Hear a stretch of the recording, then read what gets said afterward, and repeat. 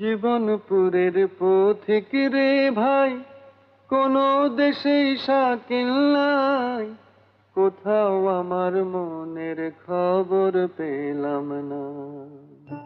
পলাতকের পর তরুণ মজুমদার যাত্রিক থেকে বেরিয়ে এসে আলোর পিপাসা দিয়ে স্বাধীনভাবে একক নামে ছবি পরিচালনা শুরু করেন।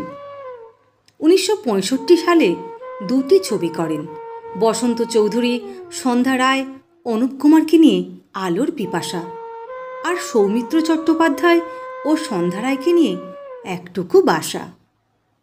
তরুণ মজুমদারের নামে ছবি দেখতে হল হাউসফুল হতো, কিন্তু তরুণবাবুর সব ছবি হিট করার পেছনে থাকতো আরও 3 ফ্যাক্টর।